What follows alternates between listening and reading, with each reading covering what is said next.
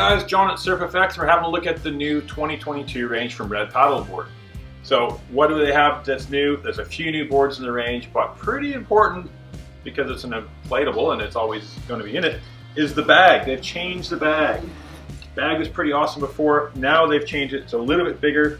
You've got a bit more of a structural skeleton to it, more strap options.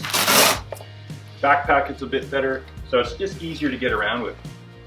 Wheels on it, they've increased the size a little bit. You now have more like the off-road style wheels, just a little bit more size to it to make it a little easier to get it around, particularly like going down jetties and stuff like that if it's going to be loaded on a boat. Inside you've got the usual packaging, so there's your pump, and it'll come obviously the board inside. We've taken it out. On the back of it you've got little Velcro pockets for your paddle, things like that, and other little pockets here for accessories like your leash and things, and if you have a little deflator or inflator valve, things like that, you can pop in those little pockets.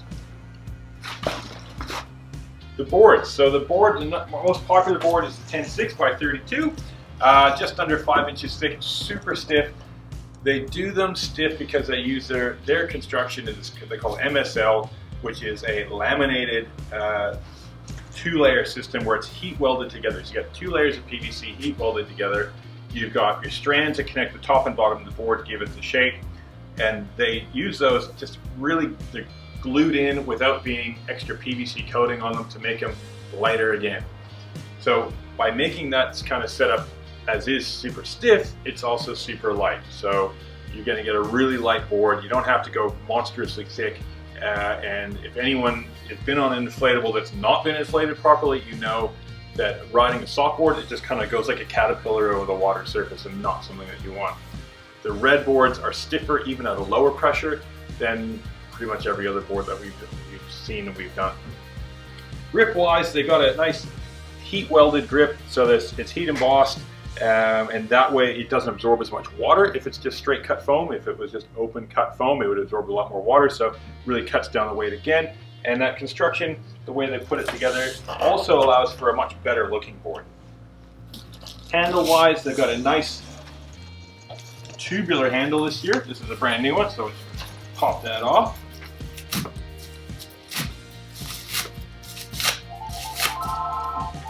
So the handles I use there's reinforcing inside it to give it more structure, so it's not just a flap of nylon, so you've got something a bit more substantial to hold onto.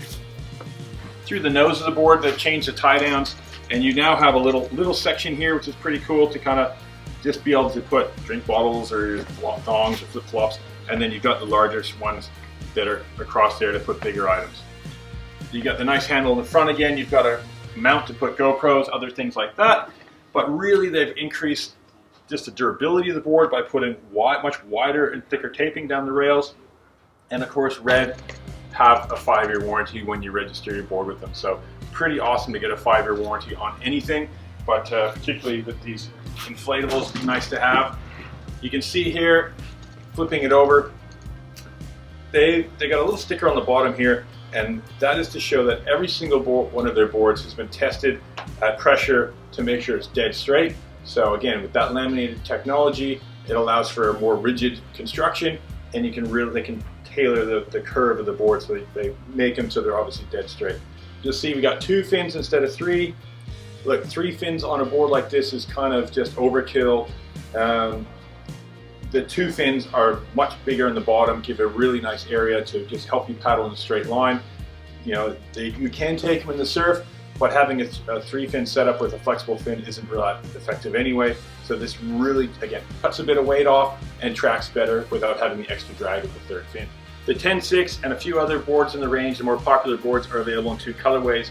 You've got the nice, the traditional blue, and then you've got the purple, also known as the SE Special Edition, but now part of the standard range being the purple. You can color code it up with the matching paddle. That's the hybrid tops. These are all new paddles they've done. So the hybrid is a new carbon hybrid shaft with still the durable nylon blades. And then they've also got in the more blue to aqua color ones. So you can tie it all up back together. Now on the website, if you want to build one of these, first you want to go through, you obviously selected your board, then you want to select if you want it board only, which is just the board in the bag, or whether you want it as a package. To do the package, it's easy to build.